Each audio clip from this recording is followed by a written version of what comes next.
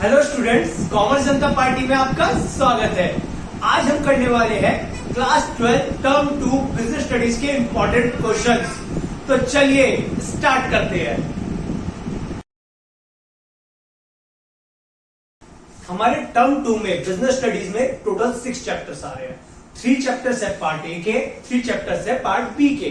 Part A में पहला chapter है हमारा स्टाफिंग। स्टाफिंग के कुछ इंपॉर्टेंट क्वेश्चन जो मैं आपको बताऊंगा उसको आप बहुत अच्छे से कर लीजिएगा, मार्क्स बहुत अच्छे आएंगे। तो इंपॉर्टेंट क्वेश्चन में स्टाफिंग का पहला क्वेश्चन है हमारा process of staffing. Process of staffing आपको बहुत अच्छे से करना है। एग्जाम में मैंने इसकी सैंपल पेपर्स में केस स्टडीज देखी है। आपको 2 स्टेप्स मतलब प्रोसेस ऑफ स्टाफिंग के 2 स्टेप्स बता देगा, आगे के 3-4 स्टेप्स आपको खुद लिखने हैं। ये क्वेश्चन लॉन्ग में भी आ सकता है और शॉर्ट में भी आ सकता है, तो प्लीज बी प्रिपेयर। तो आपका पहला इंपॉर्टेंट क्वेश्चन है process of staffing. Second, recruitment. Recruitment कितने तरह की होती है जल्दी बताओ?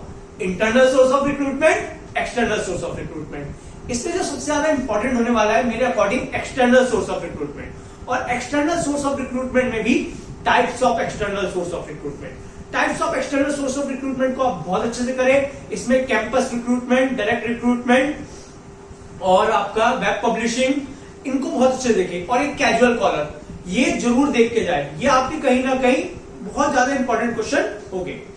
थर्ड, स्टाफिंग का जो थर्ड इंपॉर्टेंट क्वेश्चन है वो है प्रोसेस ऑफ सिलेक्शन।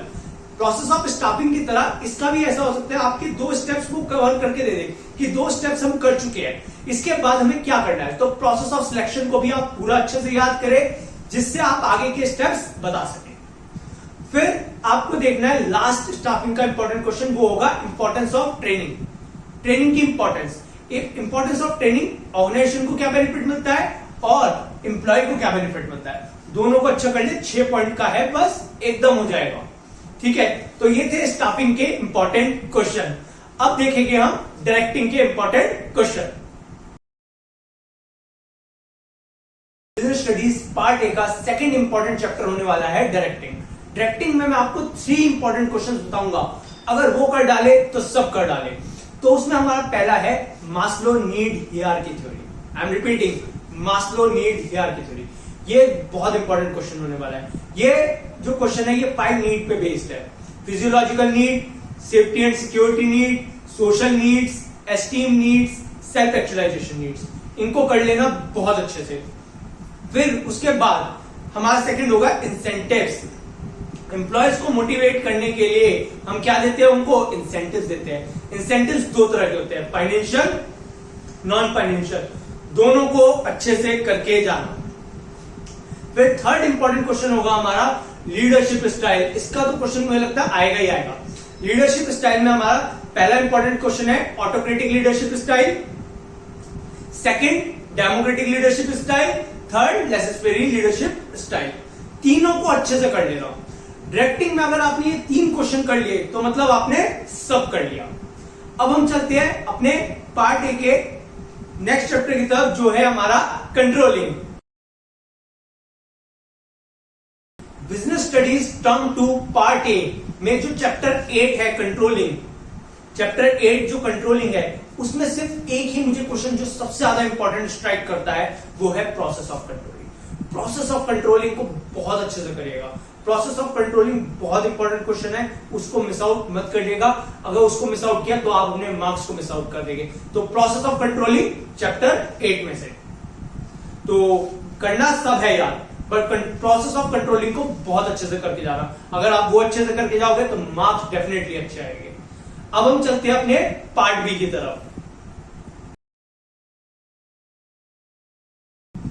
अब आए हैं हम अपने पार्ट बी में। पार्ट बी में जो हमारा पहला चैप्टर होने वाला है वो है आपका chapter 9 financial management. Business studies का सबसे इंपॉर्टेंट चैप्टर, बिजनेस स्टडी का ये सबसे इंपॉर्टेंट चैप्टर है। इसमें से मैं आपको कुछ जो क्वेश्चन बताऊंगा उनको अच्छे से करके जाए।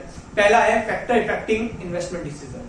फैक्टर इफेक्टिंग इन्वेस्टमेंट डिसीजन बहुत इंपॉर्टेंट है, इसको अच्छे से कर ले। Second, factor affecting dividend decision. Factor affecting dividend decision, इसको भी बहुत अच्छे से करके जाए। Third, factor affecting capital structure. Factor affecting capital structure बहुत इंपॉर्टेंट है और इसकी मैं एक ट्रिक बता देता हूं। देखिए, याद कीजिए, हाई टैक्स रेट है, हाई रिटर्न ऑन इन्वेस्टमेंट है, हाई आईसीआर है, तो हम किसको प्रेफर करेंगे? डेब्ट को। और ये किसका पार्ट है? कैपिटल स्ट्रक्चर का ही पार्ट है। तो प्लीज इस चीज को बहुत ध्यान से देखें। क्वेश्चन को में अगर आपको कहीं दिख जाए high tax rate, high return on investment, high ICR, सब कुछ वो हाई बता रहा है, तो कंपनी प्रेफर करती है डेब्ट को, और ये कैपिटल स्ट्रक्चर का ही क्वेश्चन है। और लो हो जाए तो प्रेफर करती कंपनी इक्विटी को। बहुत ध्यान से करिएगा। फिर हम चलते हैं फोर्थ क्वेश्चन की तरफ, जो है आपका फैक्टर इफेक्टिंग फिक्स कैपिटल और factor affecting working capital. Factor affecting fix capital याद करोगे तो फैक्टर इफेक्टिंग वर्किंग कैपिटल भी अपने आप याद हो जाएगा। दोनों को एक बार देखेंगे एकदम याद हो जाएंगे, क्योंकि ये थोड़े थोड़े सिमिलर से है। तो फैक्टर इफेक्टिंग फिक्स कैपिटल और वर्किंग कैपिटल कर लीजिएगा, और फैक्टर इफेक्टिंग वर्किंग कैपिटल ज्यादा अच्छे से करिए, क्योंकि मुझे ऐसा लगता है उसके चांसेस ज्यादा है आने के। अब हम चलते हैं अपने नेक्स्ट चैप्टर की तरफ, जो है आपका चैप्टर 10 फाइनेंशियल मार्केट। अब मैं आपको बताऊंगा चैप्टर 10 फाइनेंशियल मार्केट के important question. Chapter 10 financial market में पहला इंपॉर्टेंट क्वेश्चन जो मुझे लगता है वो है instrument of money market. Instrument of money market बहुत इंपॉर्टेंट है, और इसमें भी सबसे ज्यादा आने के चांसेस है कॉमर्शियल पेपर के। किसके? कॉमर्शियल पेपर के। और इसको पहचानने की मैं आपको एक निंजा टेक्निक बताता हूं। अगर आपको एक केस स्टडी में फ्लोटेशन कॉस्ट और मनी मार्केट, फ्लोटेशन कॉस्ट और मनी मार्केट एक साथ दिख जाए तो उसका आंसर क्या होगा? Commercial paper. एक ही केस स्टडी में फ्लोटेशन कॉस्ट और मनी मार्केट अगर एक साथ दिख जाए तो उसका आंसर क्या होगा? Commercial paper.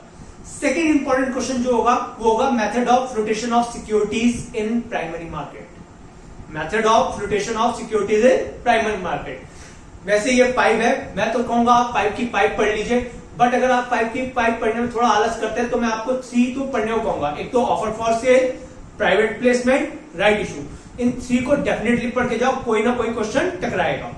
ठीक है, अब हम चलते हैं नेक्स्ट क्वेश्चन की तरफ, जो है आपका trading procedure on stock exchange. Trading procedure on stock exchange. Stock exchange में आप सिक्योरिटी कैसे परचेज एंड सेल कर सकते हैं, तो ये वाला जो ट्रेडिंग प्रोसीजर है इसको भी बहुत अच्छे से कर लेना। फिर आता है डीमैटेरियलाइजेशन।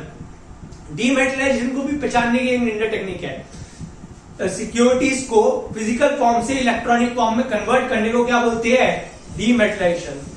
सिक्योरिटी को फिजिकल फॉर्म से इलेक्ट्रॉनिक फॉर्म में कन्वर्ट करने को क्या बोलते हैं? डीमैटेरियलाइजेशन। तो इसको भी कर लीजिएगा। और नेक्स्ट क्वेश्चन आपका जो है इंपॉर्टेंट वो है function of SEBI. Function of SEBI को जरूर करके जाए। फंक्शन ऑफ सेबी, सेबी के कितने फंक्शंस है? जल्दी बोलिए। 3 फंक्शंस है, protective function, developmental function, regulatory function. Protective, regulatory, developmental, ये तीनों फंक्शन देखे।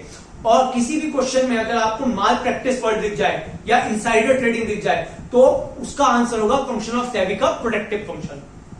ठीक है, उसका आंसर क्या होगा? फंक्शन ऑफ सेबी का प्रोटेक्टिव फंक्शन। तो उसको बहुत अच्छे से कर ले। तो अब हम चलते हैं अपने लास्ट चैप्टर की तरफ, जो है कंज्यूमर प्रोटेक्शन।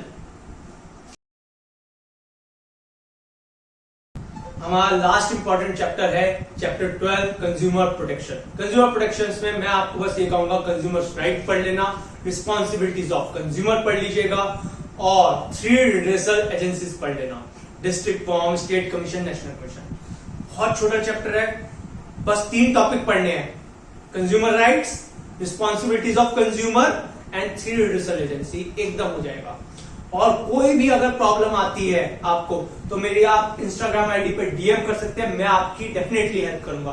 तो तब तक के लिए चलते हैं।